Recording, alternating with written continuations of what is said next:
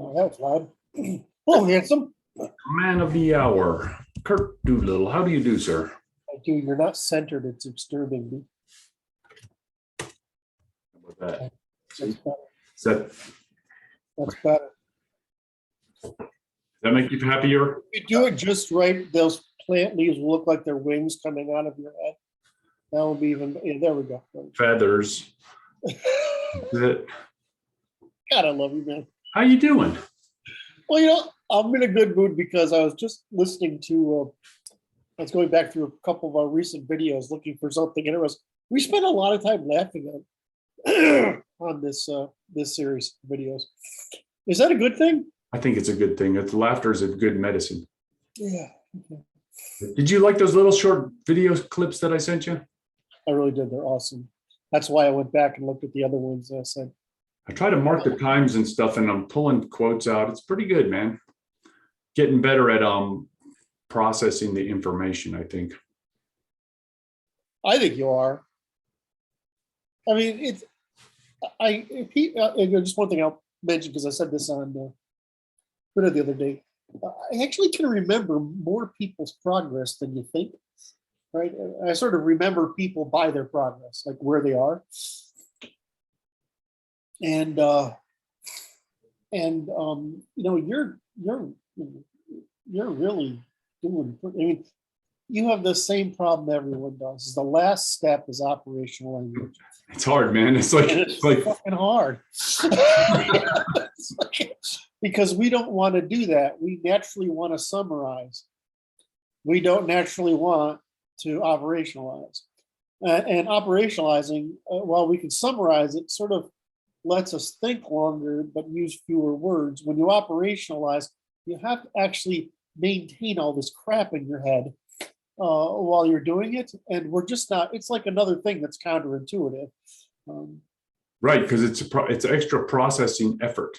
It is. And it's a lot of extra effort. It's like every time somebody throws a proper, I mean, like Luke can do it, like, Luke can do it, Eli can do it.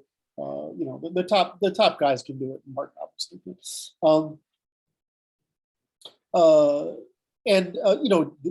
a couple of new guys who's I don't want to mention right now because in case I get their names wrong, but they know who they are. There's like a half dozen new guys that are coming up, and they keep spilling these things out, right? And I'm like, damn, that was flawless. And they feel good about it, but I'm looking at this like I understand how hard that is. I mean, it's really it's cognitively burdensome. It's burdensome on your memory to remember all the terms and rules, right? And it's cognitively burdensome to engage in all this. Enumeration is bad enough, right? But operationalization is even worse. That's right. In parsimony, in other words, when you operationalize that, you got it. Then boil it down now. Yeah, it's like I keep saying it's just so much like math. Like, well, you didn't reduce this term, right? That should be reduced. That's right. Or that you didn't maintain the order of operations, which is the same. These are the same problems we get in math. Programming is similar, but it's more. The compiler does a lot of work for you. Right. There's implied work for you that we have to actually state. Anyway, so yeah, I was noticing that we do a lot of laughing. And I thought that I was kind of wondering if that would be good, because sometimes when other people find a lot of things funny, you might feel excluded from them, but I don't get that from them. I've never heard anything like that from the audience. So that's good. I assume the laughter's got to be positive. We'll see. I'm not going to worry about it. It's like they'll make they'll like us, some subscribe and do that stuff, and then make a whole bunch of comments below, and then we'll talk about it. It's all very good. It's all very good. Okay, boss. You ready to go? Coffee. I have not enough coffee. Uh-oh. Absolutely not. I've got to find my workspace for that. You have anything this morning at all before we start? Nope. So I'm gonna bring up my list. Here we go. Here we go. All right. So are we going to cover the objections today? Like we talked about, Sure. that we're going to cover. So for those who are following along, one of the things Brad is trying to figure out is how do we rebrand Kurt, right? So that his reputation doesn't precede him. I don't know that it's avoidable, but yeah. It's like, I think you have to take the sting out of it by, I think we have to have a confessional process whereby Kurt admits all of the things that people might view him as a Nazi for. Right, which, and I say that, I mean, I completely get. Yeah. Well, you know, the Nazis think I'm a civnat, and the civnats. Okay, but that requires, that's too No, the point is that I get why people, you know, the Christians think I'm an atheist. You know, I mean, I can't win because. So. right. So what we talked about doing was going through the. I don't know. Is it my confession or is it my explanation? It's the same thing. It's like it looks like a confession to me because it's like, well, you can understand why someone would come to this false conclusion, right? Absolutely. So let's go through them one at a time. That would be nice. You know, it actually goes to the moral outrage problem, which is that every political bias or frame, you know, cultural, civilizational frame, class frame, there's always some truth in there hidden somewhere, right? But there's always some sacred cow, right? That's a privilege when assigned to suit or an advantage when assigned to suit. And so, you know, if you're going to go through and falsify all those different privileges in every spectrum, you're going to basically, because people don't say, oh, he just only dislikes this one thing. It's like if you could criticize one thing among people's sacred cows, you get ridden off. That's right. There's too many sacred cows there that we're presuming that you're also going to irritate. Right. And so I'm like, dude, I killed my own sacred cows. Like, you know, I don't know what to do with like a chainsaw. I mean, I don't like one of those things that rips down wooden trees. Oh yeah. I massacred my own, so I understand. But people don't investigate. They just dismiss you once you've violated, even suggested violation of one of their sacred cows. Well, it's neural parsimony. You have invalidated yourself as someone to right. Look toward for actual information. Right. So what you thought in your effort to rehabilitate me, you suggested that we go over because we talked about this afterward yesterday. That's right. My theory. Well, I just explained my theory for the audience. So the issue is this: is that the information that Kurt is bringing to bear is of general utility for all humans, because it is of the study of common law, that which is common between all of us in nature. And therefore, it has general applicability and general universal utility. So the issue is this: Kurt's legend precedes him, which is to say, they don't like Kurt, which is an ad hominem problem, which is they don't like the messenger, so they're refusing the message. So it's like, okay, I have to diffuse that a little bit by causing the messenger to admit the issues that are at work here, so that we can understand before the poison is brought to bear by the people who are not going to want to listen because of their personal biases. Does that sound reasonable? Yeah, I mean, what's the goal? So the issue is Kurt's going to tell us why he thinks that the people will try to dismiss the messenger before the message is delivered, right? And I think you had 4 reasons. I don't know. I've got 4 or 5. It depends on. how you look at it. Right. So just understand that my goal is really simple. Okay. The suppression of conflict by the provision, by forcing us into cooperating on solutions that are reciprocal. So what I'm trying to do is limit us to peaceful cooperation across sexes, classes, groups, cultures, civilizations, and that's it. Now this gets summarized in the demand for truthful reciprocal speech in public to the public in about matters public. In other words, political speech, political economic speech, etc. Things that can affect us. And so that's the negative. So if you want to look at it from a legal perspective, all I'm doing is saying I'm going to extend the existing defenses from the commercial space, the civil space, to the political space. Now, the argument would be, well, that's going to impose upon free speech. Well, I'm not sure imposing upon fraud and lying or imposing anything against free speech. What they do is this is just another means of saying how do we negotiate with each other truthfully and peacefully. Now, when you say it's an imposition on public speech, why do we have the right to lie, deceive, and defraud one another in pursuit of political gains? I would say perhaps it's better yet phrased as, is the expectation that we have a right to such deceptive discourse. Right. And I want to say this too, as a side, is your audio seems to be a little bit degraded today. How's that? Is that better? Much better. Thank you. So, Sorry. all right. So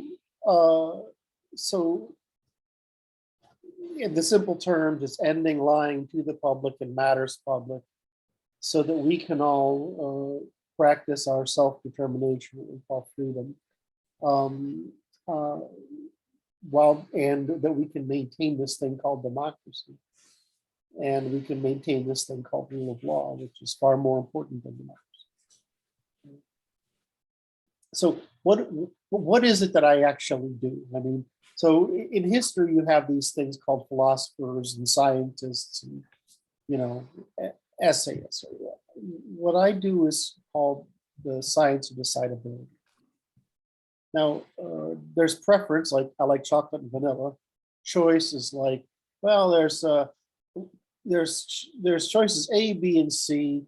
I'm not real. We can't determine yet which one. So intuitionistically, I'm going to choose C. Right? And D is, it doesn't matter what my intuitions are. 2 is always less than 3. Orange is not blue, right, etc. So that's a decidable question, and there's intuition, there's choosable questions, and there's preference questions.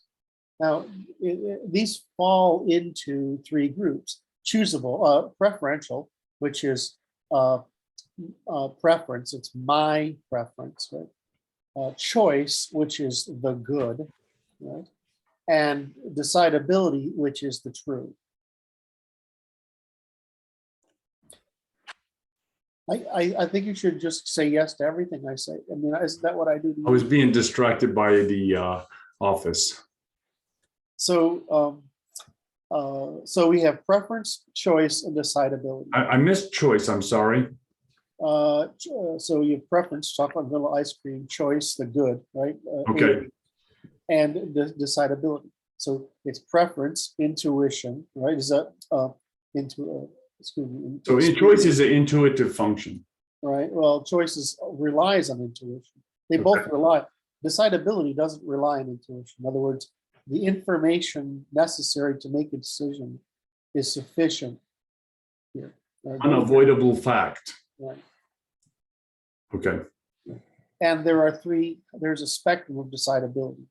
There, in other words, just like you'll see everything I do with the spectrum, which is you'll have a thing that is decidable enough to satisfy the demand for infallibility given the context of the question. Okay. So there's this pretty broad spectrum here. I like chocolate or I like vanilla. Right. For the group, this is probably a better solution. This is good. Right? It's a choice. And but because we don't know, right? It's a prediction, right? And then there's something that's decidable. And so my job is to produce decidability. And so when we say philosophy, science, philosophy, economics, law, we're saying that in law is the broadest range of decidability. In other words, that point, in other words, we don't need truth in order to provide decidability unless we're in conflict. Right. I might want truth to help me make a choice, or I might want truth to help me make a preference. But it's only in our disputes that we have to have truth. Right. Because there has to be some means of deciding between different interpretations, different perceptions of good.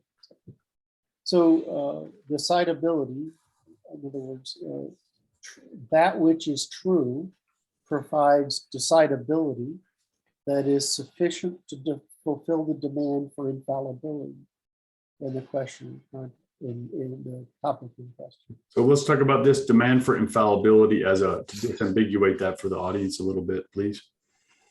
Well, what you say, well, blame.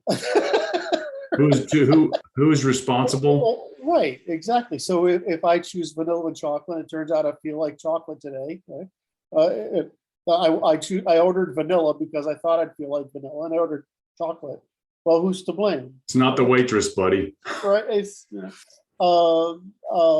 I forgot that I don't like Pepsi, but because it tastes like lemony, and I do like Coca-Cola because it tastes like whatever, and I order Pepsi because today I think it's a sunnier day and I'll like the lemony scent, and I'm wrong. Well, I mean, that's my responsibility. But it might be, so that's a really silly one, and I chose it on purpose. But and who are you responsible to? I'm responsible to myself. Right. So there's case where I'm responsible to another.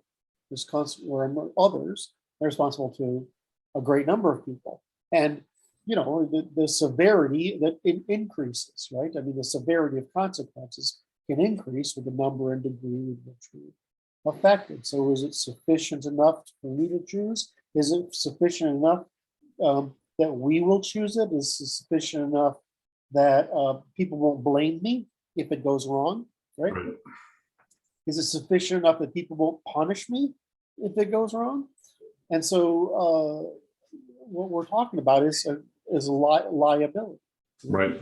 We're saying who is responsible and what's the liability?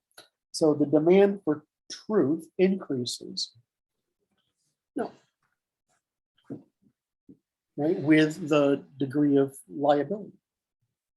You might be liable to yourself, right? You might make a bad choice. Okay, so the terminology was demand for infallibility, which is unerring decision making. Right, not making an error, not making an error of falsehood or a deceit or a fraud. Okay.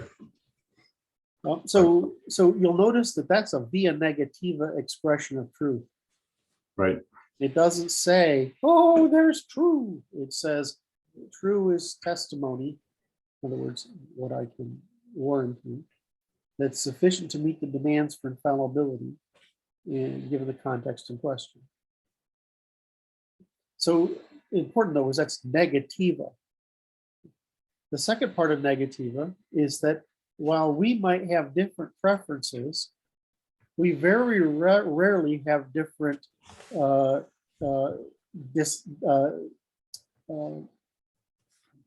general things we object to are the same. They aren't always the same, but they're object to. But and even if we differ in the things we object to that are different, that what we have in common is all those things represent an imposition of costs upon our demonstrated interests. So this is what the common law means. It means our common, what we will commonly object to. It's a negative, it's not a positive. And this inversion of positive negative is the first thing that makes it very hard for people to grasp.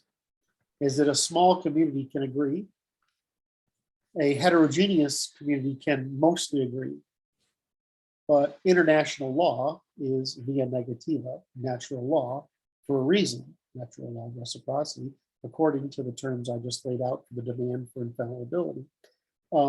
Because the only thing we share in common is what's negative. Even in markets, we are looking for cooperation on means, not ends. So you buy a product for some end you have, and I buy it for another end. And so we can buy and sell this product or good or service or information based on a coincidence of wants and means, but different for means, but despite a conflict of ends. Anyway, so my point here is that what am I trying to do? Produce a means of peaceful cooperation, given the increase in the complexity of life and the increase in choices available to us because of our increase in not only the freedom to have different preferences, but the freedom to explore different preferences because of the condition of prosperity we're in that allows us to pursue those different preferences. In other words, agrarianism caused us quite a bit to converge, but in other words, we're all poor farmers. But in today's world, we're all pursuing slightly different variations that fulfill our instincts. So we're divergent. So the present day's divergence is rather obvious. It's just a natural consequence of the wealth available to pursue our differences. So I produce the science of decidability. And that decidability is this thing we call truth sufficient for resolution of a conflict by some provision of decidability sufficient for infallibility in the context in question.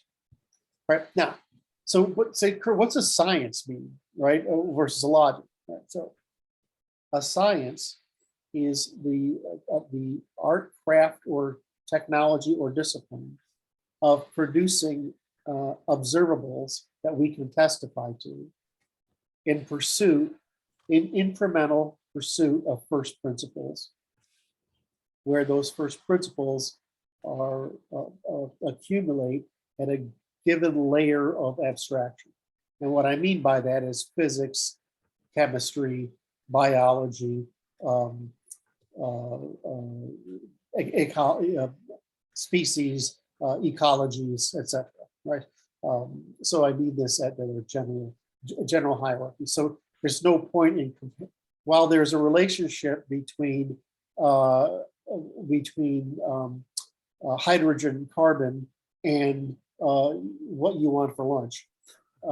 That relationship is so unequal in scale that it provides no meaning, right? It might be curious, but it provides no meaning. So we tend to break things into commensurable scales, right?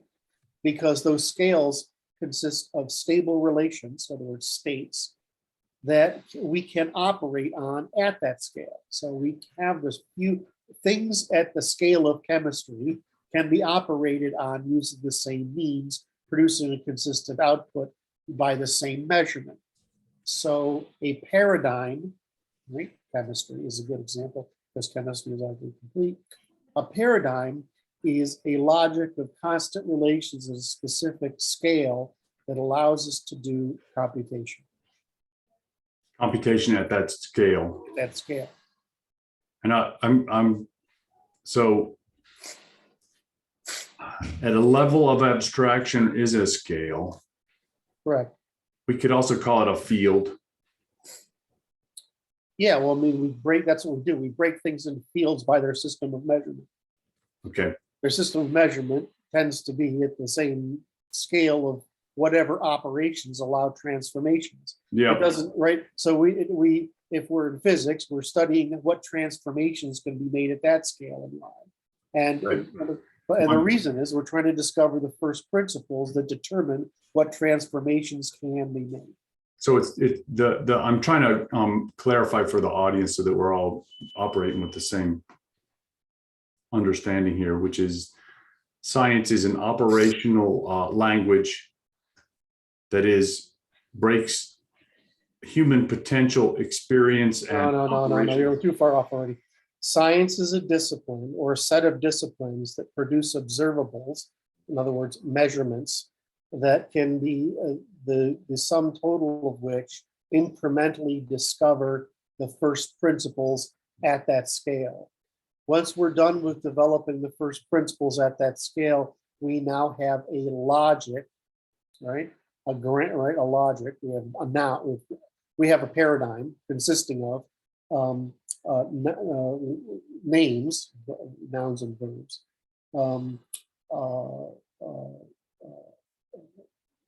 a grammar, in other words, grammar means a continuous recursive disambiguation, and a logic for expressing at that paradigm. And so what we've done is we can, just like we have measure things in inches, feet, and yards, we have things at the quantum level, the particle level, the atomic level, the chemistry level, the organic chemistry level, the cellular level, the multicellular level, on all the way up till we get to sentience, consciousness, language, cooperation, and etc. And the abstractions we call these very grammars of logic. So it's just a hierarchy producing a system of measurement, right? But the measurements have to be commensurable. In other words, there has to, I mean, you don't use a hammer at this scale to transform hydrogen, carbon, and whatever into something, right? And somebody will come back and say, well, what about this? I'm just trying to come up with an example. You talk about transferring chemistry at the scale of chemistry, physics, the scale of physics, subatomic physics, the scale of subatomic. You talk about operations at those levels, because what's a grammar? Rules of continuous change, disambiguation, which describe rules of continuous change of state. In other words, we observe the world and create a system of measurements that facilitate an understanding either consequence or action. Consequence being what the nature does without our intervention, and action being what nature does with our intervention. Right. Am I making sense so far? Yes. So the purpose of a science is to incrementally discover the first principles at some scale, right, which produce a system of measurement at that scale, in other words, which we call a grammar. I mean, it's a logic. Yeah? So the purpose of science is to produce an operational logic of action at all given scales. What is action? Transformation. Right. So we're in a position, which is the part that I didn't believe, and the audience might not, that we pretty much know the first principles of the universe all the way across the spectrum of those scales. Does that mean we know all the first principles? No, but we know the underlying one. We know the first principle of the universe, and the first principle expresses itself at each of these levels of abstraction that we call disciplines or paradigms or systems of measurements or grammars, however you want to frame it. So that's what I do. And law is the field in which we resolve the broadest range of disputes.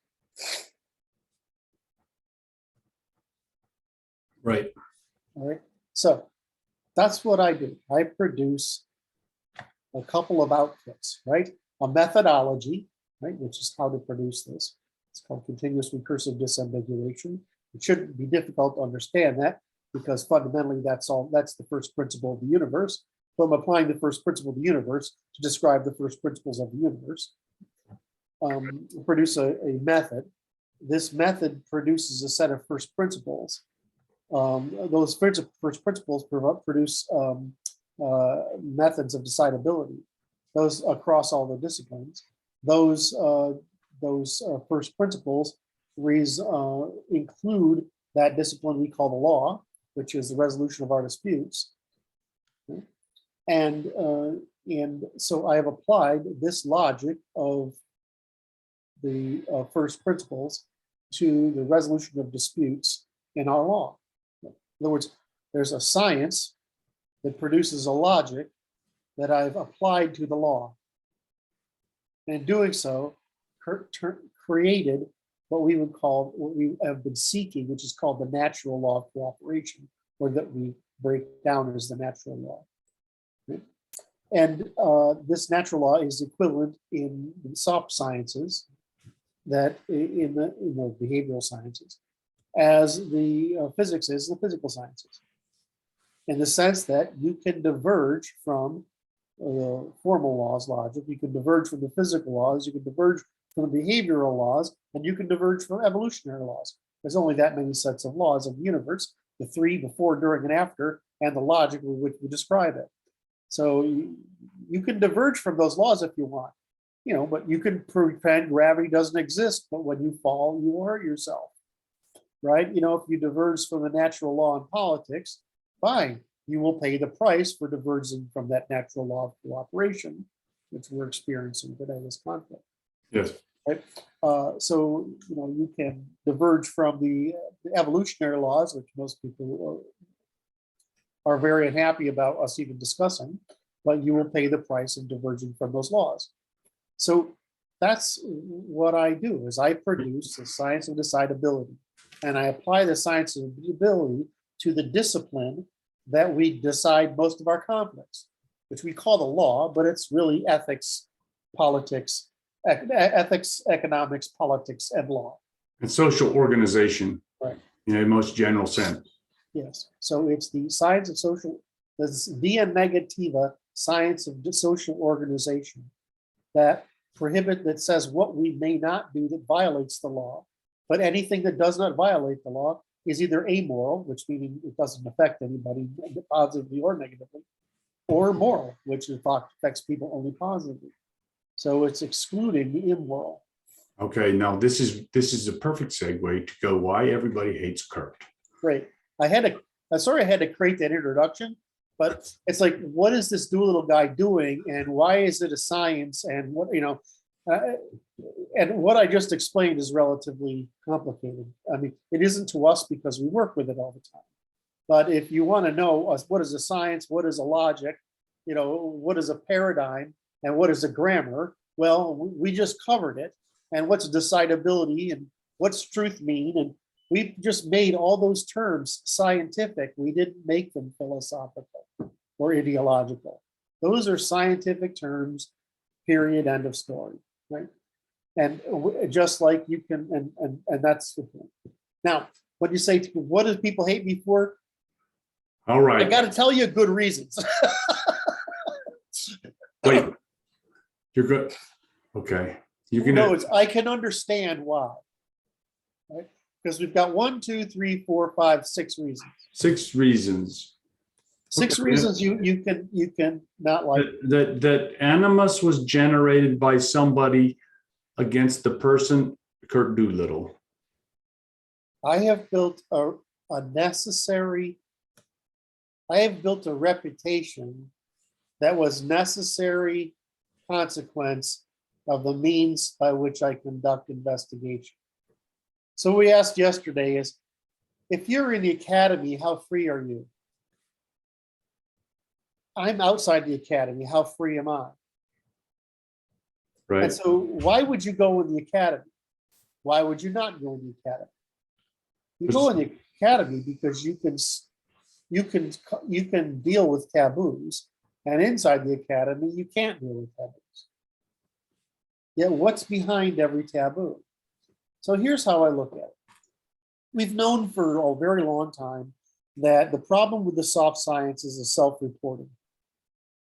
And this is one of the reasons why economics has sort of dominated the social sciences. And it's because economics doesn't use self-reported, it uses demonstrated behavior. Whereas psychology and sociology tend to use reported and reported behavior. Yeah, we know that people never report behavior truthfully. They just don't. Right? And even when we think they do, it's wishful thinking. What happens is their demonstrated behavior diverges quite severely. And the more conflict that's arisen or been generated in the West, the lower the trust has moved, the less truthful are our self-reportings. Right. So I use a different method. I'm a Popperian. I started out with critical rationalism, so I'm a falsificationist. Just like I use via-negativa rules, logic, that's just falsification. What do we share in common that we don't like? Whatever we like is up for you folks, right? I'm just trying to find out what's not okay so that we're limited to what's okay. So when I do this by solving for the truth, not for the good. And I solve for the truth by falsification. And I do falsification by circumventing self-reporting. Okay. And so I want you to define falsification for the audience, please. Falsification is, think of it as markets falsify hypotheses. Scientific competition is a market that falsifies hypotheses. Debates are a means by which we falsify hypotheses. So you're looking to create an adversarial situation with the largest scope of potential to falsify. So the innovation I've taken is I use this new thing called social media to conduct King of the Hill games, where I state some argument that I hope will generate conflict. And then I argue from whatever position that exhausts the individual's ability or group's ability to self-report until they actually say what they feel and believe. So exhaust their capacity to self-report in a inaccurate fashion. Is that what you mean? Right. It's too much work. Well, they just get tired. I mean, yeah, it's work. But you also box them in, right? If you say, well, if you say this, then that can't be true. But what if the evidence says this? So that can't be true. So you're playing this game. So I might argue from any given position, because what you're looking for is that in order for this to work, you have to produce moral outrage, right? Or moral panic. A moral panic, they tend to run away. The moral outrage will get you to have people fight with you. So the way you get around self-reporting is moral outrage because it's true. But they're no longer reporting, they are demonstrating their interest. Right? Now, once you've got that, now you have to figure out, this person, where is this coming from? And so you're running what do you call it? I keep treat people like rats in a maze. Is that what you it's Skinner's behavioral experimentation. Right. So nobody likes being a rat in the maze, but social media created the first opportunity where you could conduct large scale investigations with different groups of people immediately with immediate responsiveness, worldwide, by using the adversarial method, which is proposing a statement that it hopefully provokes moral panic. Or the sweet spot, which comedians know, is you're trying to find something that both sides positions will be interpreted both ways. So the left, the libertarian, and the right can get equally pissed off about, because you could mean it in a way that offends each one of them. That's the sweet spot, because then they do all the work, and you just have to keep throwing gasoline on the fire.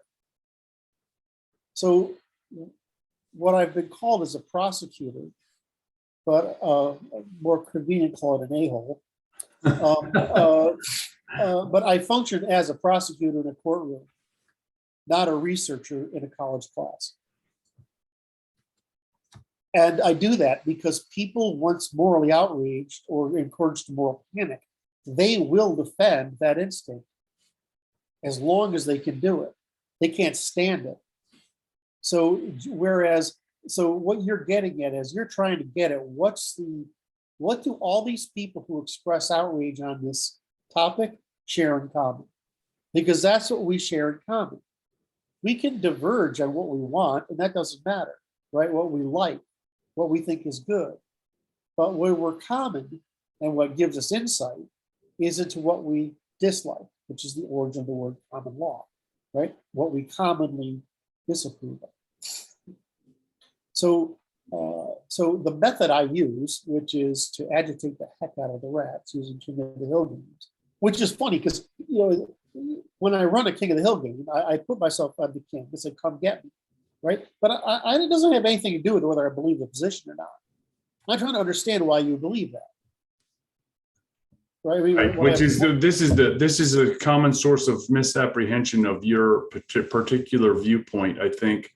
Yeah, but it's necessary. Well, no, I'm not trying to cause you to defend I'm just trying to elucidate this for the public, which is, Kurt will take a position and it does not have any bearing on his personal opinion whatsoever. It's just, it's intended to generate moral outrage or moral panic among the participants in the game for the purpose of understanding their behavior in the context of scientific exploration. Right. Now, what's interesting about this method is, even if people know what's going on, they'll find themselves participating.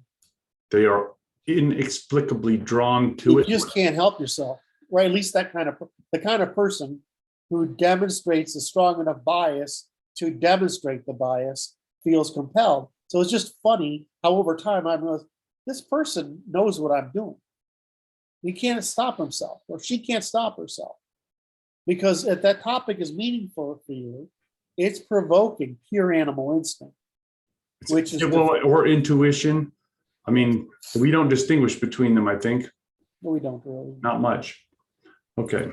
So that's one of the reasons. Now, what's interesting is I understand the what we would call the female mind, or the agreeableness mind, right? That's actually interesting. Personality trait. Yeah, the trait agreeableness mind. In other words, the people who are seeking consensus and good and non-conflict. Okay. I'm actually, I have low agreeableness. It doesn't mean I'm disagreeable. It just means I don't feel the need to fit in, right? It doesn't matter to me what other people think very much. At all. Okay, fine. It's okay.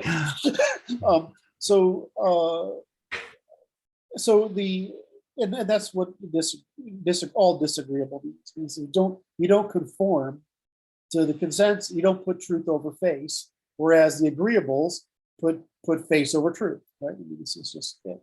And so this is why you get those annoying men who say something truthful that is really disruptive to the harmony that some group is.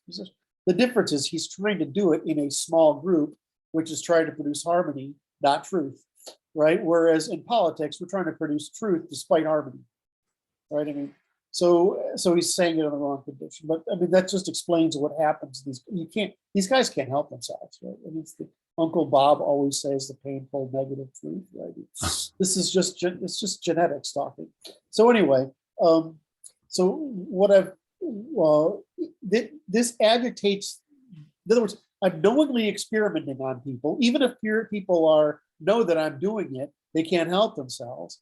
And the more you expose people to this, the more they want to fight. So the problem is it's exhausting. In other words, the amount of work I have to put into each King of the Hill game is fucking annoying. Now, and there's some people who start to catch on. They do catch on. They won't stay out of the game, but they'll catch on. So the trick is you have to break these games into parts over time. So I tend to run like 10 at once, and it's not like I have this plan. I just have this field of things I'm competent to work on right now that are floating around my head, and I'm working on them, and I run these games. And if you do that, you create all this conflict, which is why I had quite a few followers on Facebook across the spectrum, right? Because Facebook allows you, it's like Twitter, you can't fucking have a grown-up conversation on Twitter, right? But on Facebook, you could have a grown-up conversation that's long enough form that I could make something. So in any event, so we get through this this process, and of course, people absolutely hate me. But it turns out everyone hates me. Right? The Nazis. Nobody likes you.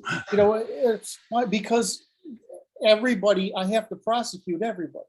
So the only point I was trying to get to just before that was that, so the problem is I understand the what I call the feminine mind, the agreeable mind, and the masculine mind.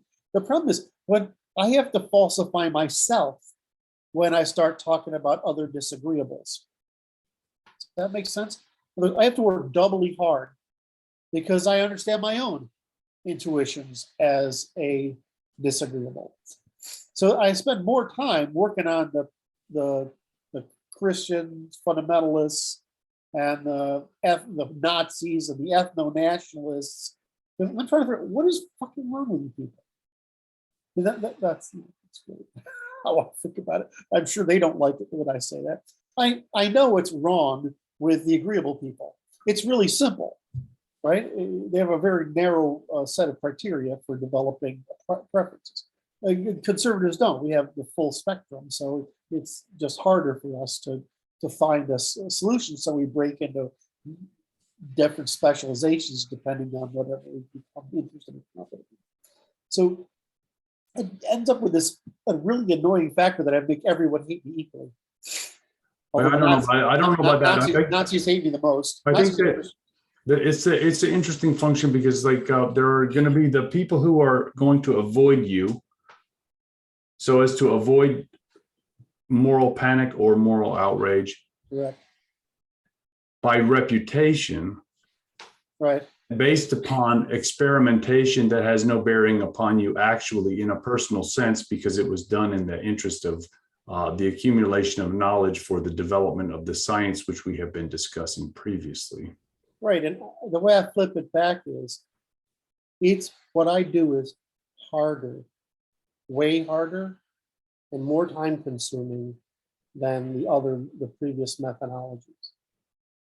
It may be, if anybody becomes aware enough of what I'm doing, it ruins what I'm doing.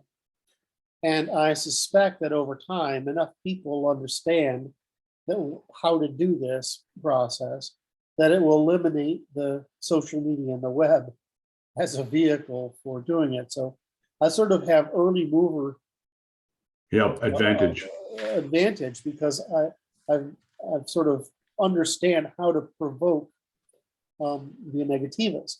The difference is people in the field who studies behavioral sciences, they tend to want to produce a solution to making everybody else agreeable. And so they tend not to use these adversarial methods. The problem is it's our taboos that tell us the most about our intuitions.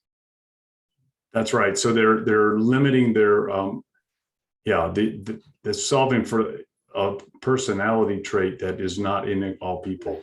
And so one of the horrors I have had to face is that most of psychology is built around the feminine and yes, modern concept of trying to produce agreeableness. And it turns out that agreeableness is a negative indicator of truth. In other words, the more agreeable you are, the more likely you are to follow the herd, and the less you are to follow to be aware of what's really going on and engaging with that reliably, And the difference is correspondent fashion to reality. We know that conservatives can understand progressives, but progressives can't understand conservatives. So I find this, there's all this research that comes out and it just cracks me up because I know what's really going on. And they're just confirming a bias because they haven't falsified their own.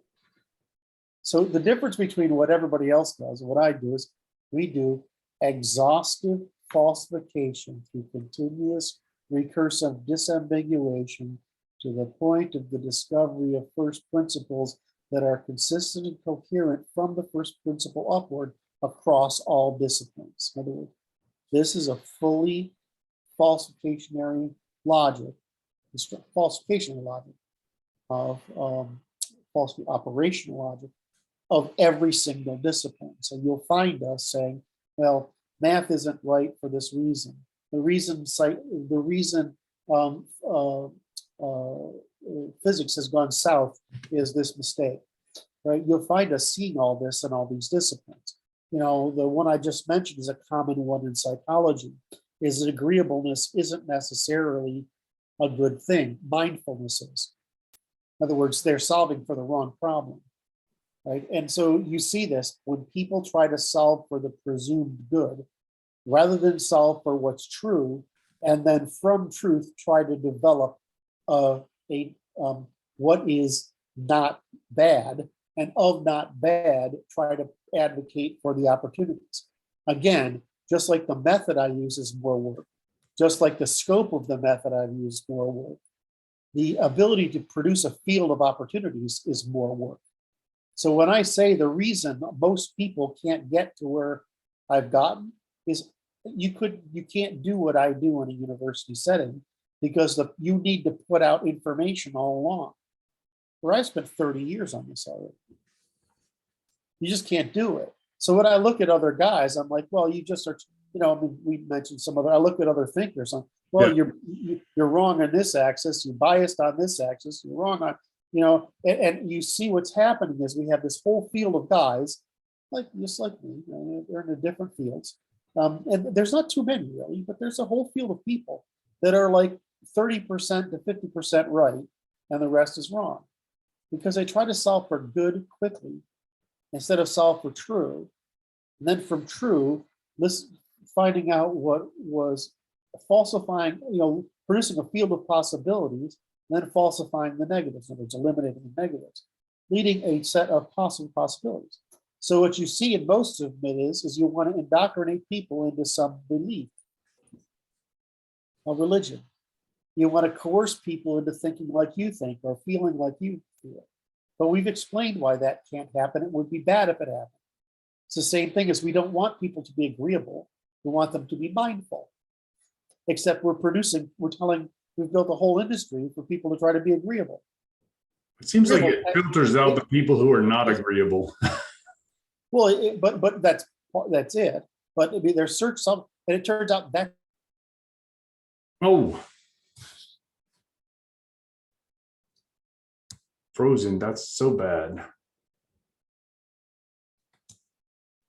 I'm going to stop the recording and then resume. Bad. Now, any evolutionary.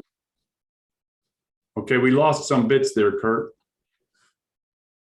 Your internet connection is unstable. It's not mine. No, it's mine. I know, I'm making fun. It's a Monday at 11:57. I think the company likes to update internet stuff around between 11 and 12 on Monday mornings, if I remember correctly. So that or there's just too much rushing in the background. Anyway, so what point was I trying to make there? You were solving, it's an order of operations, solving in the wrong order to get to. Right. So trying to solve for good rather than true. The problem is true is really painful and it takes a long time. And you have to confront a lot of demons. And it's not agreeable. It's not agreeable at all. Now, once you understand why what the axis of human variation in thought is largely just this distribution of sexual bias and cognition, right? Which I don't know if everybody understands. I don't want to go into that. Then it starts to make a lot of sense. That's the primary axis of human variation. Okay? And you understand that the female here tends to be more alike and the male over here tends to be less alike. You realize that we're all little dots covering little circles on this time-space continuum between these different preferences, and that humans cover the time-space continuum pretty effectively and the division of labor of looking for how to take advantage of the universe. Once you understand that's going on, you're saying, well, we don't want people to be agreeable. That means they become dysgenic, right? We want people to be as mindful. So what we think of that's happened is because of evolution has caused domestication syndrome. We tend to think people are moving towards being agreeable. It's that they're becoming less, it's not that they're moving toward agreeable. It's that they're moving away from aggression. Right.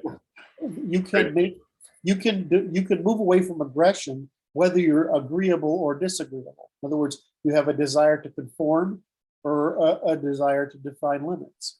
Right? You can do that either way. But most of the people looking for solutions are trying to sell something. And so they're trying to sell something, they're trying to make a pitch. And they're trying to make a pitch, they're trying to discover some solution that they can capture a lot of people on, or enough people to force other people to adopt their method.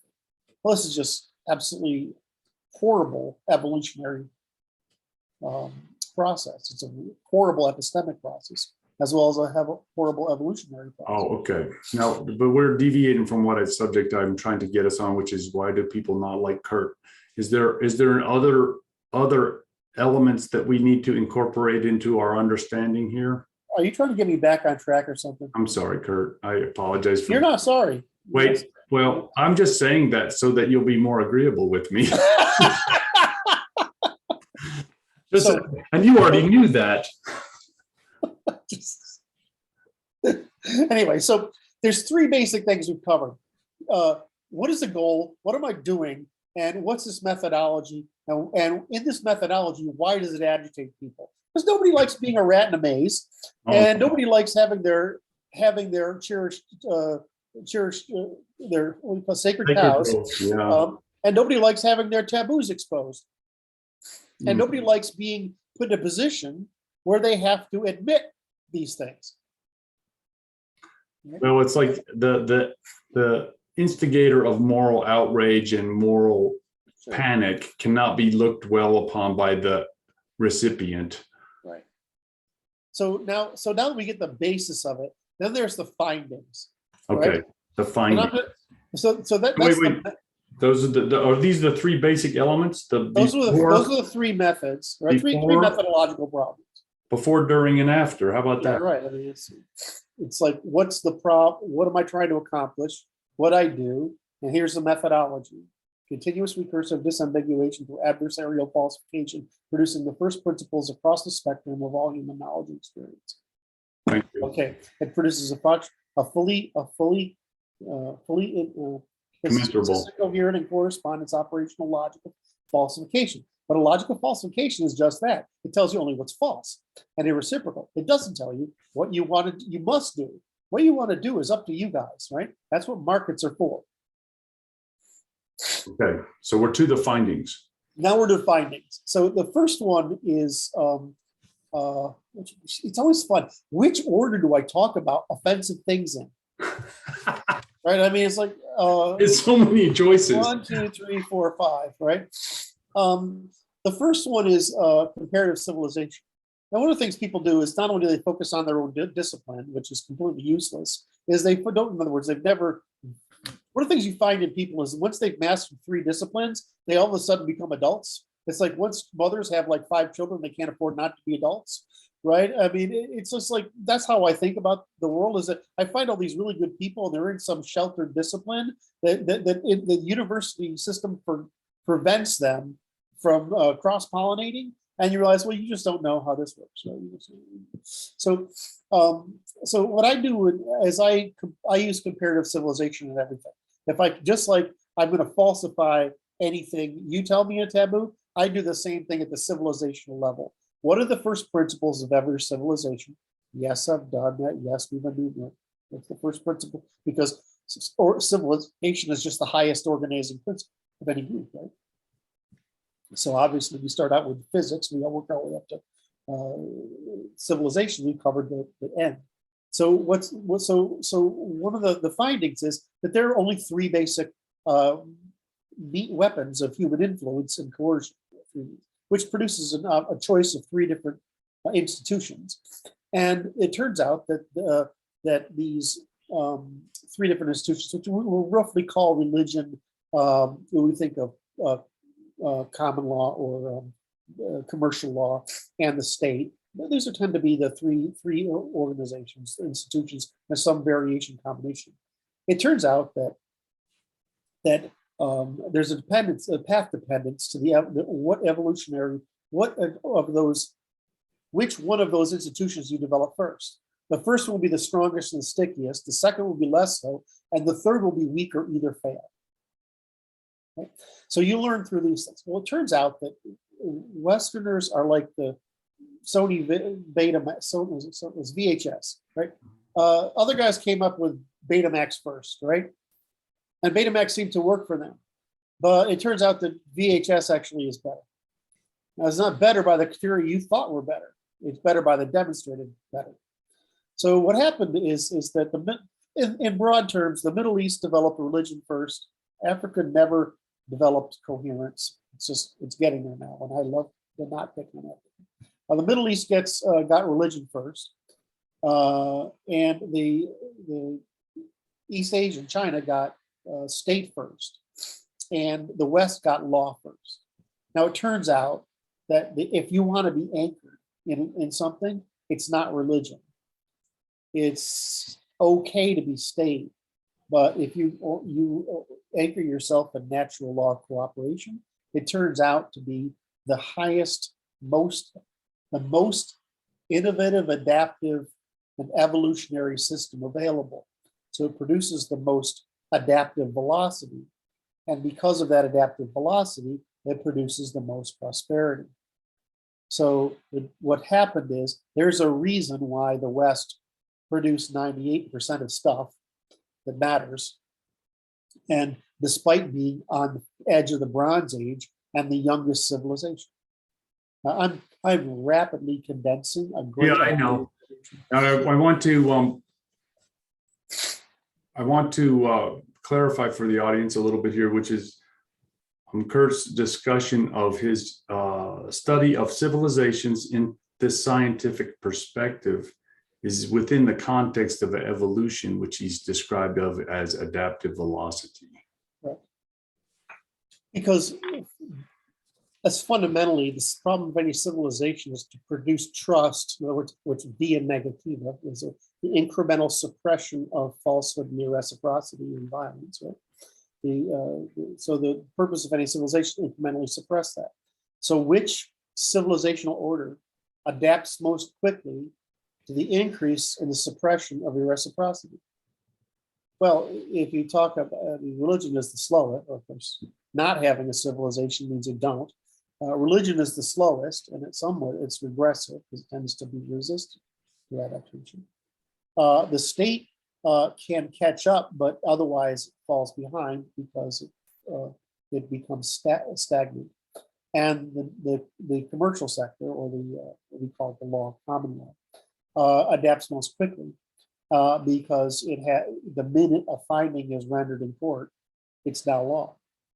In other words, it's immediately, the minute you will do something or I do something, it causes somebody else to bring us to court, it ends up in law.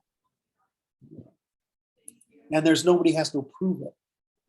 There's no authority. Just like there's so it limits some bad behavior which was causing the disturbance in the first place. Right. Whereas in China, we use this word a lot. We use a lot of words for other civilizations. There are analogies, but law as we understand it, as natural common law, doesn't exist in China. Commands exist. Right? So, which we would call a via-positiva. It's via-positiva. And does law exist as we understand it in the Middle East? Well, it's archaic, right? And it turns out to be a pretty bad set of laws because they have never they've never increased trust. And the truth is they've persisted,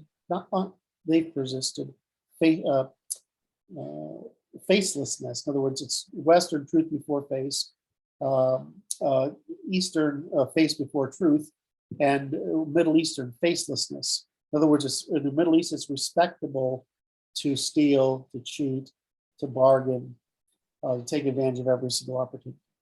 whereas Hermes and the cart of lies. So they've never done it. The Chinese are only able to do it at familial scale, and we're the only the Hindus were able to do it at social scale, and we've been able to do it at political scale. And so you understand that the institutional sequence you develop is basically an inescapable cage you put yourself in.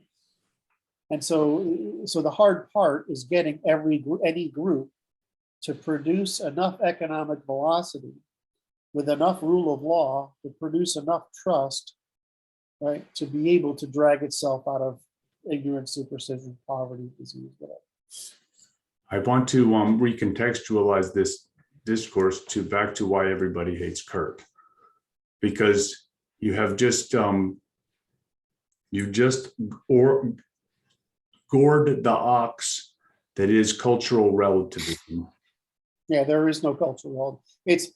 It's absolutely positively an empirical difference. We know what the causal properties are. We can enumerate all of them, and we can show them by rather obvious measures. The most rule of thumb was that every civilization other than the West died by 1800, despite the invention of agrarianism. Not died, stagnated. Stagnated or declined after 800, despite the invention of it. So agrarianism just didn't last that long. Right? It capped out the minute that you could form and you could afford to pay institutions, because those institutions became stagnating, not evolutionary. Whereas the West, simply because of our geography, we weren't able to produce centralization of power. First of all, our basic social order prohibited it. Second of all, in other words, the premise of our civil group evolutionary strategy, which is individual sovereignty, self-determination by sovereignty, reciprocity, etc. So our civilization developed this. You see it in the Greeks, the Romans, the Germans, the Scandinavians, and the people who are farthest behind are the Russians, and they're still resisting. Okay, now let's keep on track here, Kurt. All right. So if you're going to be angry with me, you're going to anger with a finding, which is not. And you might I know it's hard for people to hear me talk about these things, but I can't. It's not that I want this to be true. It's just what is, right? And right, it has survived the falsification. Trials by falsification, and it has not been proven to be false. Right. So my point in here is it doesn't matter who develops something first. It always matters who adapts fastest. So we did something first, but we got on this 20th century kick. And China has just said, we can do what the fascists discovered, which is we can catch up faster. We can catch up to you faster because we don't have all these privileges. You've extended all these privileges, but you don't realize is you've slowed your ability to innovate. Yes. Right? So the next one is race and class. So, oh my. All right. So, it's like, dude, I'm not a racist. Okay, so we have to just. I want to make a point here before you begin, which is this: is you don't have to like any of it, Kurt. You just. I don't like it. I don't like any of it. Okay. I just want to be a happy, delusional Christian who, I want to be a God's gun country. What do they call it? What do they call it? It's a Church and Constitution American. Yeah. That's what I'd like to be, and I can't be. Okay. Yeah, the data is what it is. So, okay. So the point is, but we're on class and race. Yeah. So, this is the thing. It's the privilege for all. I'm in a fairly privileged group of society. I deal with people I've hired people from 30 some odd countries. I've lived all over the world and traveled where I haven't lived. I've built businesses and I can't remember how many countries now. And so the legal systems, whatever. And the people up here in the 140 IQ, we're just not different because we're all Aristotelians. That's what it means to use your 140 IQ. You're all up there. Now, and especially if you're in the sciences. Now, it might be different if you're in politics or literature or whatever, but I mean, if you're an engineer, a scientist, whatever, fundamentally an economist, we're all the same, because we have to deal with reality. So, but as you get down to the bottom, and that's because we depend on our own information. In other words, we depend on filtering and approving and denying our own information. But once you get down into 100, now you have people that they need other people for their information. And once you get down to 80, it gets to be almost impossible to learn new information that isn't confirmed by social proof. Right. Right. And so, so it's an epistemological question. Right. And so the problem. So, and it has to do with the agency and personal responsibility for that information that is being used by the individual. Well, you have to have the ability, you have to have the training, right? And to have the training, you have to have the civilization, the country, and a state of development. It has a large enough middle class to produce enough excess to afford you and the intellectuals to be able to express those ideas in your local forum.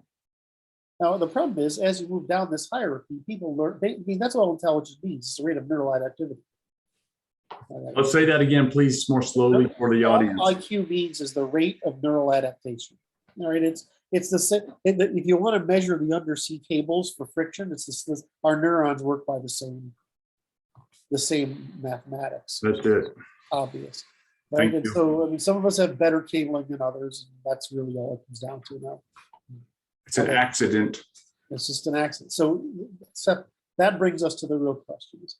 What's the difference between the classes is basically that. It's the rate of, it's the how healthy are you? And that health is generated out by the last 6 generations of the genetics and the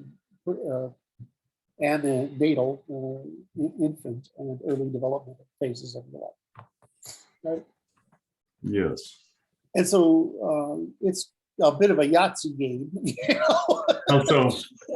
Well, because you're mixing up 6 generations of genes. And after 6 generations, you sort of neutral, as long as it's within your sort of extended tribe, sub-race or whatever, it doesn't matter, right? What's forming the difference between the classes, and get ready for it, is that most mutations are negative, right? And most mutations accumulate in the lower classes and that's just what it is. Okay, So, I will paraphrase it. It's the mutation appears to interfere with the adaptive capacity of the individual, driving them downward in their class status within the civilization. So what's the difference? So, and that's it. So what's the difference? And people don't, and people say, well, we can fix it. You can't. There's no evidence we can, right? And the problem's getting worse because right now, at least in America, about 16% of people, there's something we can do. And every year that goes by, that number is getting bigger. I remember when clerical workers were valuable people. Like when I had a secretary, right? I remember that, right? I have an assistant now, but they don't do the same thing. They actually take up heavier burden. Now, I don't have an assistant now. I'm outside of my, most of my career ahead. By the time I left the CEO world, All right. We've covered the classes, I think. So if you're talking about classes, the basic difference between classes is the success in a family at maintaining resistance to the regression to the mean. Wait, say that was muffled. Why are some families, in my family, is a great example. Why are some families still in the upper middle class to middle class since 1200? Like, for example, Norman families in England are wealthier than non-Norman families. There's a reason for it. Why is Naples still run by the same fucking Florence, Italy, run by the same fucking people who ran it 650 years ago? Okay. It's because we're extremely selective about who we reproduce with. Like my father got disinherited for marrying my mother because she was French Catholic. So I think my grandfather eventually took it back, although he still hated my grandmother, hated my mother. I don't hate as I didn't like her. All right. So you know, you maintain it. So the problem is, how do you prevent regression to the mean? Because what happens over time, you regress to the mean. So without continuing natural selection, in other words, careful marrying, you're going to regress to the mean. Now, what's the mean? What's the mean of your group? The mean of the group you marry into, or reproduce with, and the group that extended, the political group, the mean of the group, that political group. So what as you regress to the mean? Because again, this happens. Defects accumulate. Most mutations are defects. Most defects accumulate in the lower classes because that's what they do. They decrease your advantage despite your family. So the problem is then is that the difference between races is largely a difference in class size, and we've known this for forever, right? It's just, I mean, it took someone as influential as Wright for him to come out. And he's good thing he's Jewish. He came out and he said, "Well, it turns out we're going to have to deal with this fact that there's pretty substantial differences between the races, not just marginal. But of those substantial differences, the only ones that matter are class size. 150 IQ. I mean, I have a friend who's from Ghana. I think he ignores me now, but I have a friend from Ghana, right? Who I love dearly. He's from one of the noble families, which means his grandfather was a chieftain with like 100 wives, right? He's one of those guys. Right? The guy's, you know, he's 140 plus. I mean, he's really smart. And if you go to, it's not a race thing. It's a class thing. Right? The problem is you can live in sub-Saharan Africa 360 days a year in that way. You can't do that. Put in a freaking mud, what do you call it? A turf and timber building in the snow with 8 months a year with 10 other people and the animals in the barn 2 doors over. You just can't. You can't do it. There's a different. You can't make it through the winter. You got to plan. You got to organize. You got to have really low dominance expression, low aggression. You got to think before you talk. You got to judge everything you feel, right? So what's happened is, we know this is domestication. It's called domestication syndrome. We do it to our pets, our domesticated animals. And what we do is we trade rate and depth of sexual maturity for rate and depth of sexual maturity for agency and non-aggression. Right? So that's what produces domestication. If you look at the East African speciation event, the Persian Gulf speciation event, whether it's I can't figure out this next one. I mean, nobody can. We're all trying to get. There's certainly the Mongolian steppe speciation event that produced speciations. Whether there's another one over there near Pakistan, whatever, I don't know. And you have the European speciation event, and you have the ancestral North Eurasian speciation event, and everybody else is a hybridization of those. But each of those speciation events produced an increase in neoteny, right? With the East Asians being the most neotenous. Neoteny being they live longest, mature the slowest, and mature the least, which is why they're more. I mean, we can put babies in cribs, and you can see by the races who's most docile. It's always going to be the Asians. We're sort of, there was a mommy there. We're in the middle.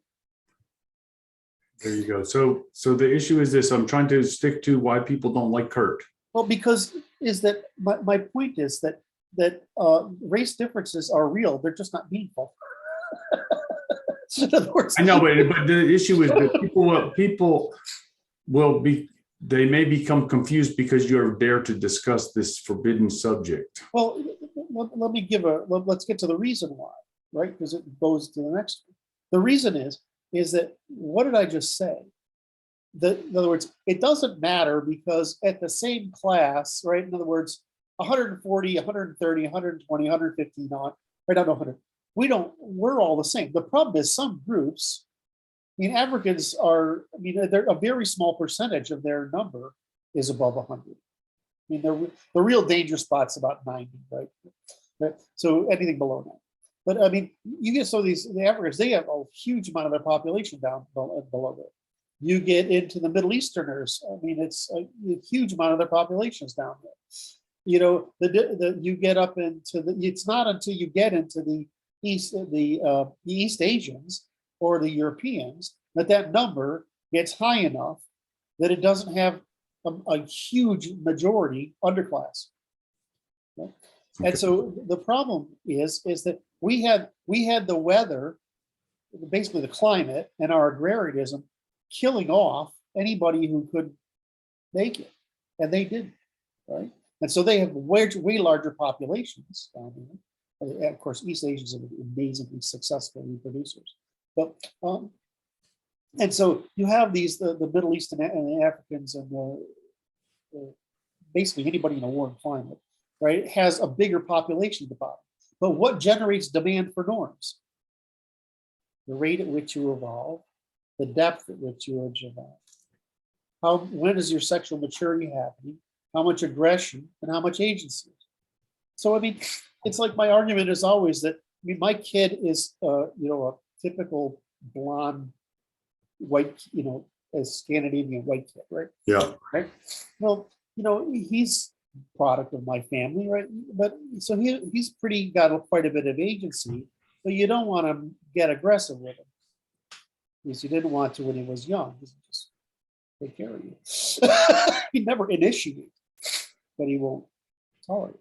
Yeah, you have younger kids, they initiate. Then you have like the Hindu kids, right, who are mostly from the upper classes anyway, and they're fine. And then the Asian kids are pliable. And so you say, well, the problem is then we put girls and boys in the same class. What we're doing is we're asking kids with different agency to adhere to the same different levels of agency. So there's a normative. This kind of points toward what I call the culture wars, or is commonly referred to as the culture wars, which is the fight over who controls the norms, social norms. Correct. And this is why, is because it's always going to be the people who have the most agency are at the top of any social norm. Right? Because they're going to produce more people who develop agency earlier. And it's just like getting educated. It was the same thing with getting educated earlier. So the simple problem is your median of your group determines the demand for your norms, traditions, and values. And you can't get out of it. So the reason, you know, I'm such a fan of old Europe and I'm a fan of India, and I'm not a fan of federal America, is because you want the largest number of polities possible so that people can sort into those differences. You look at India's a beautiful genetic map of how that works, right? But even Han China is interesting. But Han China is extremely intolerant. We're hyper tolerant. But we've put ourselves being hyper tolerant in a position where we're generating a lot of conflict because some people grow up really aggressively and young, and it takes them longer to get to the point of agency. And some people grow up really quickly. I mean, it's way easier to educate an East Asian than it is to educate a European, and it's easier to educate a European than a Middle Easterner. The Middle Easterner better than one of the different groups in Africa. It's how it is, because in mass, we just mature at different rates. So the point I'm trying to make here is that if you understand that, you can realize that either you have separate polities or you create separate institutions that accommodate the rates by which people mature and the structure they need. Now, personally, I would have loved a military school. I like order. Some kids want to be in, what's the other one? The one where they let the kids do whatever they want. Montessori. My kid hated that shit. He sees it as completely disorganized, irresponsible chaos. It's noisy, right? I'm insane, right? You know, but if you went into some groups, they need that rigor, but some groups don't. So it's this oneness I'm getting at. It's the idea that norms, institutions, values need to be the same. It's this idea of agreeableness, this homogeneity. Now you say homogeneity or equality is really good to start. You say instead you say it's instead of when you say, well, it's monopoly. Now, when you say it's monopoly, you realize what happens is you've killed the market for variation and adaptation. I would say it's entropy. So you can't fix this problem because you can't fix the relationship between how fast a given class learns and the rate of innovation that's continually pushing change through the system, and the fact that there's no evidence that this is going to change. It might actually get worse. So my point here is to stop thinking in monopolies, just like I want the soft sciences to stop thinking in agreeableness, inequality. Well, it's a form of monopoly there. Right? Start thinking in terms of how do we provide services for the people that need them. And it's not a problem to be from whichever generation of neoteny you're from. It's just that means that you're going to mature at a different rate. There's another reason people have difficulty understanding you, which is this epistemological question, which is I've heard it said about specifically Brandon, which is this: you sound like you're pushing an ideology. And the distinction between, well, I'm just saying this, it's a complaint that has been leveled, which is this distinction between the use of the language, operational language, as an instrument of describing human operations versus ideological. Well, I say what my goal is, but really what my goal is to produce a science by which groups can produce polities that suit their interests. In other words, let 1,000 nations bloom. The conflict you can have with me is some people are terrified of diversity of polities, especially those ones that are claiming they want diversity, because that's not what they want. They want power, right? The only way to have power is in low power distance, which is a small polity, with people who share your interests. Where those interests I don't mean economic interests, I mean normative interests. And your normative interests are going to be determined by biology. So behavioral and intuitive interests. Right. So we thought which are generally pro cooperation, anti-friction of transaction costs. Right. So, it's just like, it's like what we thought if we gave women and men the maximum freedom, which the Scandinavian countries do, they would converge, but they didn't. They diverged. Well, this is what's happening at the political level. We've given people the maximum amount of freedom. They're generating demand for the political systems they want.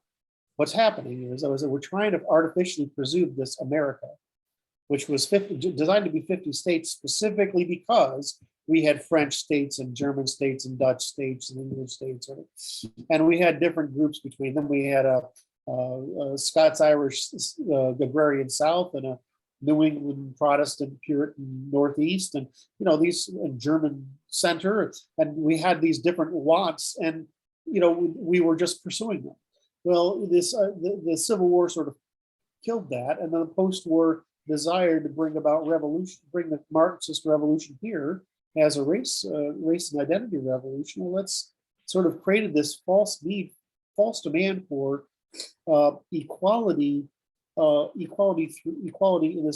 monopoly, instead of equality through custom production of commons that are more suitable to the needs of the people who want. So I mean, it's just kind of childish in my world, but I think that people are afraid of being wrong. And so if they drag everybody with them, they're getting this false confidence. I mean, something along those lines. Because that's what I hear all the time, is that we all have to do it. No, we don't all have to do it. There's no reason for it. Matter of fact, the reason Europe evolved so quickly is that we had a competition between our polities, and it's still the reason we're evolving more quickly. So I mean, my whole point is that the problem of race is a problem of class. The problem of class is a problem of class size. The problem of class size is accidental freaking geography, right? And the way to accommodate that is to stop trying to produce monopolies, but instead produce institutions that serve the interests of the rate of maturity of the group. Now, you don't have to, there's no difference. I mean, I'm sure Asian people know they get to live longer with better skin than white people. I mean, they know it. They're proud of it. So I mean, there's no reason we should have this conflict between us. It's just normal. I don't know why we blame. I mean, if you look, you blame African Americans for like they just meet any group of young 4-year-old African American boys. They just have more physical expression, and they need to express it. It's cruel to create an environment, a school system that's essentially built for middle class white girls and who need basically a lot of adversarial competition, a lot of physical exhaustion before they can have the calmness to focus on the other things. Now, I don't know. I mean, as far as I know, most teachers know this. Right? The problem is that we're not serving anybody by serving monopoly. I don't want to go to a place, I'm sure you don't, that's generated for the masses. I want to go to a place that speaks my language and understands me, just like everybody else does. You just can't make that homogenous. So this word equality is like, yeah, that's a crap. It's not about being. Equality is produced through custom solutions. There's here a quality of service. You want a quality of outcome. Well, you're going to get a quality of outcome if you have a quality of service. But you're going to get a quality of outcome if you try to stick people in a place where they're naturally in conflict because of biological advantages based on the fact they just mature slower or faster, or a different sex. It's childish. All right. So right. The next one. Oh. The next one. Okay. The next one. The next one is ethnocentrism. I'm sorry, but ethnocentrism is the optimum. I can't believe that I didn't think this was going to come up. Oh, I'm just doing them in order. Okay. Civilization, race, class, ethnocentric, economy, cause. Right. So ethnocentrism is the optimum polity. Well, why do you think that? For the reasons I just stated. What we've seen is in homogeneous polities, people have the maximum tolerance for redistribution, have a maximum trust. Heterogeneous polities, which there's plenty of them, have the least tolerance for redistribution, the least trust. In other words, the more diverse you are, the lower the trust will be, the lower the economic velocity will be, and the greater the resistance to redistribution there will be, and the greater demand for authoritarianism. Now, if you tell me you want democracy, produce small democratic polities, 5 million people, like this, 5-10 million people, right, that have basically common interests. But when I say ethnocentrism, I didn't say race centrism. I said ethnocentrism, which means I don't really give a shit about your race, but I'm not making that point. I'm making the point about wants for the commons. So if you want to have some, I'm going to pick the Grateful Dead, right? Because I love the Grateful Dead people. Okay. Right? Because as I was growing up, I always thought they were I said, I love living in a place where we can have them and it's okay. Right? Didn't want to be one of them, thought they were crazy, but they were beautiful, right? I mean, it's like the hippies or whatever. Just Grateful Dead people are basically get high, love each other, have sex, listen to good music. Right? So, I mean, I want that. I mean, I love the fact that we have the Amish and the Mennonites, right? I even love the fact that we have Mormons, although. Wait. Get to the ethnocentrism. You're being too agreeable here. Well, so the point is that you want the ability to make those polities. Wait, so the issue with this is that it's in the polity, diversity among polities, but not within polities for the purposes of cooperation. So basically, you want to be. I mean, we study the wrong things. We study Italy, we study France, and we study, well, England's okay to study. What we don't study is the Holy Roman Empire, that's the core of Europe, and really is where our people originate from, all of us, right? And it's just 300 petty kingdoms that go back and forth all the time, right? Well, that competition between, the Italian peninsula, the Spanish peninsula, the Balkans, the Central Europe, the South Central Europeans, the Central Europeans, the West Europeans, and North Europeans. It's the Baltics and the Rus. And this thing is really what you want. But because that makes you you have low power distance. You have the ability to obtain status, position, and reinforcement within a culture that is serving your interests. And if not, there's somebody three states over that means like the people, my folk are moving to Idaho now. I have no idea why, but they are. Right? But because they want to go there. People leaving California because they don't want to be there anymore. Right? This turns out to be the best way to do things, as long as what you're not doing is being. That's what you want. You want the ability to have multiple polities available so we can sort into them. So ethnocentrism, the optimum polity, and diversity of polities is a good, and diversity in a polity, there's no evidence diversity of polities are good. There's only one case. Right. Right. Which is you want to in import-export cities, it's good to have representations. And so what you get is you get all the goods of those other civilizations without having to have the conflict Jesus, of accommodating those civilizations.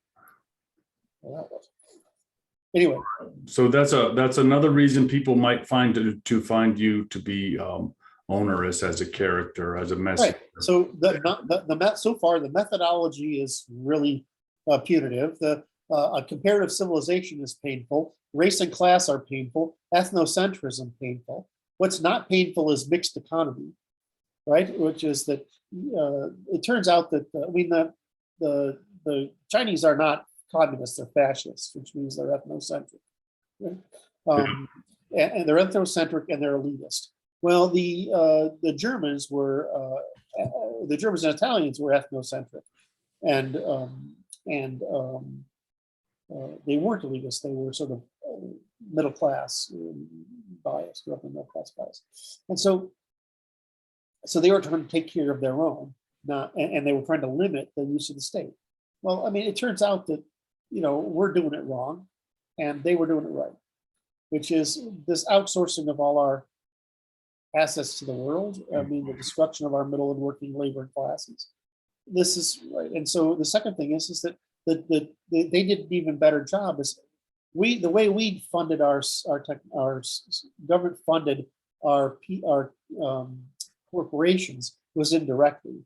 The way the fascists fund their corporations is directly. There's people in the government directly responsible for helping these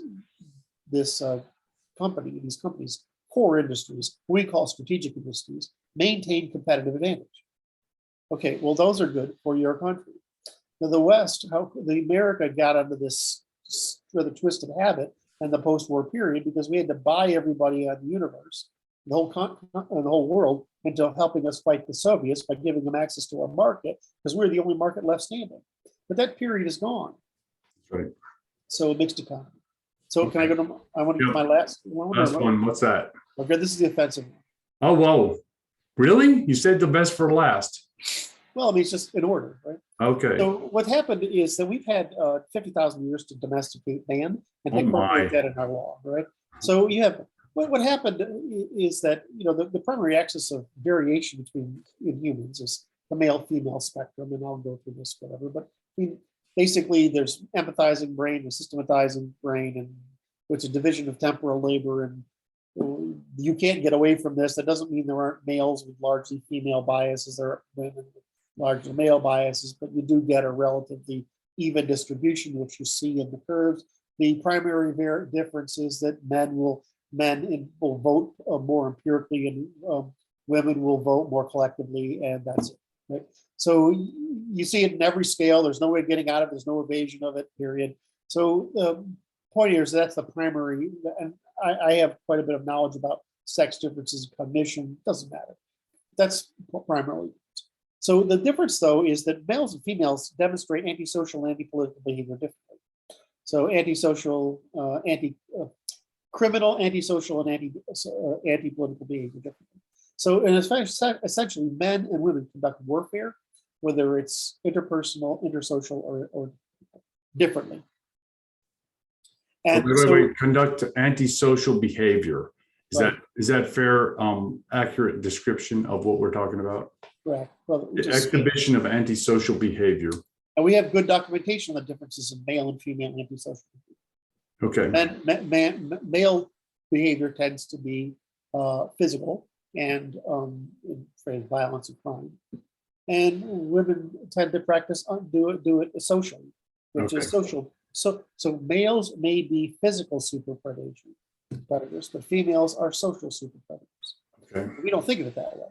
So the problem is that we brought women into the franchise without equally suppressing women's antisocial and anti-political behavior. Which is to say, we allowed them, the society evolved in such a manner as to allow enhanced female representation in social influence. We did not. Political sense. I don't know. We did not. I don't know what that meant. We did not suppress female antisocial behavior. Well, in commensuration with their increasing social involvement and engagement. We have to understand that women, I use the term gossiping, shaming, rallying, moralizing, undermining, canceling, whatever. Cancel culture is just a female expression of war. Just like warfare, physical warfare is a male expression of war. That's just the common law prohibited us from doing this. We're both prohibited. What happened is, for some reason that I don't want to go into, we lost grip of the common law because of a failure to complete what we consider the Bill of Rights. The Bill of Rights didn't have enough information. There's like 6 areas of the Constitution to be developed. People don't hate you for that, Kurt. What? They don't hate you for that part. Well, the problem is, what is Marxism, neo-Marxism, postmodernism, PC woke, anti-Western, anti-white, anti-male feminism? What is PC woke? It's just a female method of warfare by social destruction of the institutions of cooperation through Right. So this is properly understood under the rubric of culture wars. I think that culture wars is what this is popularly understood as. Right. This suggests that you're a partisan, and it's like that can be understood as a political statement, which I can understand that people would think that, and it may even be a reasonable understanding of the situation. Well, if I left it there, but if I say, well, the reason is because this movement started with France, because France was the first counter-revolution against the European model.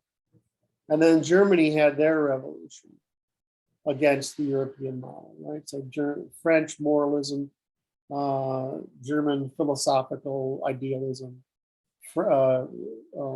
Russian literary nihilism, right? All of them had their little cultural revolutions against Anglo-empiricism without understanding it. And so we all double down on our traditions. The problem is that who started Marxism, neo-Marxism, postmodern was the Jewish rebellion against modernity, right? Which was Marxism, neo-Marxism, postmodernism.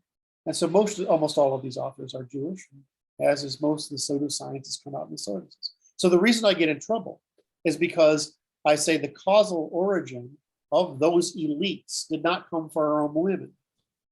In other words, it did not come from where? Our own women. It came from the migration of the Marxists under the Frankfurt School in the post-war period to America, because they understood, and they wrote it down, if they remember. They understood that capitalism had solved and would solve the rebellion, their ability to organize against the European aristocracy, a rebellion by the middle class, by the working class. They understand capitalism was better than communism. They knew. So what they did is they said, and they said it, I mean, they wrote it down. It's not like it's a joke, it's published in books. Is that capitalism couldn't save Black Americans. And they knew why. And they said why. Because remember, eugenics movement has already gone and passed by then. So the problem is they brought that here. That's not a native origin of that movement. It's a Jewish origin of the movement. And the native origin of the movement is what we think of women's rights in the pre-Friedman, Betty Friedan, what's her name, whatever generation, which is, it's just fucking Christian overzealousness, right? I mean, the puritanical New England women were just being, feminists in the sense that it's like, we have to care. It wasn't negative. Because we have to be responsible and care. It wasn't meant to undermine. It was meant to achieve equality. But the neo-Marxist, it's meant to undermine. It's to generate conflict between the sexes, classes, identities, and races. And so that forward influence came here. So for some reason, because I say that, people think that I mean we need to have gas chambers. No, I just mean we need to outlaw the female means of antisocial behavior. And that's all. It's difficult for them to sit through the precursor of discourse to get to that point, I think. Because the messengers, putting this is why I understand. Look, I use a via-negativa methodology of solace for truth by attacking all presumptions to discover first principles, particularly those first principles we seek to most obscure, right? I'm trying to create force people into voluntary cooperation, which means trades rather than winning. Which is trade versus warfare. Right. I'm trying to push people in trade rather than war for who wins. In other words, I want to make everybody happy. I'm using a hostile methodology that makes people believe I actually hold any given position. I don't. I hold the position I said I did. I showed the different reason for the absurd adaptive velocity of Western civilization. So the civilizational institutions aren't relative.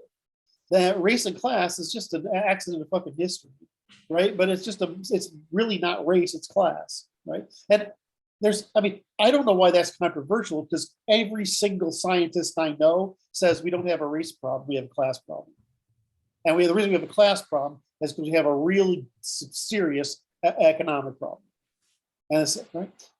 I said ethnocentrism is best because it solves the problem of class, and different class sizes among different groups, right? And it takes advantage of the fact that the more homogenous the group, especially if it's within the same gene pool, is more redistributive because it's more kin selection. Right? I said economies need to be governed. They take advantage of this. They don't. The argument over capitalism versus socialism is just a bullshit. It's either you have a rule of law that prohibits reciprocity, including at the political level, or you don't. Right? No, there's no such thing as a capitalist versus a Marxist economy. There's only mixed economies. There only will be. There only can be. The question is who's responsible, and whether you're actually following empirical data. And I'm saying the cause that we're in this crisis right now is that our law is not our law under trifunctionalism, which I didn't cover, is our Western civilization is not monolithic like Middle Eastern religion, Indian religio-culturalism, Eastern state authoritarianism, but we have trifunctionalism, which is a constant competition between the law, the military, and the state, and the family, or what we consider the faith, which is really the female, the established male, and the ascendant male. So I mean, what? Ascendant male, ascendant male. Oh, commerce. Fathers, brothers, mothers, right? Okay. So because our civilization allows competition from between them, we're more vulnerable than every other civilization to infection by ideas. Well, we got infected by a new idea that we had previously had our law or culture adapt to, right? Because Jews have been ostracized from the society, and they brought with them their reformation, right, of Judaism in the form of Marxism, then in the form of neo-Marxism, which became, so they become woke. And so they brought with them this particular thing, and they found a ready body of people to convert, which was largely women, right? Women consume most university revenues, and women consume most debt, and women consume most spend 70% of all income for family. So of course they've got a highly empowered, highly desirous, group of people that are happily to buy this message of oppression, so they can obtain even more power, and and they can do it by antisocial means, right? Which is right. That's it. I don't think this is. I mean, wait. Does that cover the spectrum of why people might not like you, Kurt? Right. I mean, it's like, I understand why you might not like me, right? You didn't like Darwin either. And Darwin's like, at least you can say, well, I don't have to put that, I can put that in the corner. When I start talking about this, it's ending up in your pocketbook and in your head. Yeah, you're all over. It's like stepping on the tulips, man. Yeah, and so I understand. I mean, I completely get it. It's just not, but those are the reasons. Was that exhaustive? That's an exhaustive list. I mean, because you talk about being a grammar of every different scale. I talked about every different scale. So what I want to do, I think what I will do is I will pull out the bits that are, I will give you the entirety of this video, and I will cut out some bits. You'll edit. Well, no, I'm just going to cut out the bits because it's like it's for, I don't know what for purpose. I'll send them all to you though. Doesn't matter. Just edit down to what you think will be useful. For me, that it took a while, it took a couple hours, but the point is that I get why I'm offensive. I mean, it's unavoidable. I get it. It's like the difference is, why did I get the answer? Because I was willing to pay that cost and y'all weren't. I mean, to talk in the American country vernacular, I paid a higher cost than you were willing to pay. And if you don't think me getting canceled, defunded, right, everything, Yeah. I did, and I still do it anyway. But I got the answer. Now you got to ask why you didn't. It's because you wouldn't pay the cost. Now you others, why other groups won't pay the cost? You won't pay the cost of falsifying your taboos. You won't pay the cost of falsifying your norms, and you won't pay the cost of falsifying your sacred cows. I paid that cost. But what the hell is science anyway? It's not here for our convenience. Science is the means by which we overcome the limitations of our perception and intuition. That's right. Right? What did I do? I used science to overcome my perception intuition, and I didn't fucking like it. I didn't like the process of it, which you will find. You can actually see my unhappiness go up and down as I go through it. Right? I hated working on religion. Right? So I hated understanding why Europeans keep failing. It's frustrating, I'm sure. I hate part of what I did like finding out what the root cause of Christianity was. There's some things I like. I wish I could remove everything I learned about women and go back to my women on a pedestal. I would. All right, Kurt. Let's call it a wrap. All right, love you, brother. Thank you. All right, you take care. I'll talk to you later.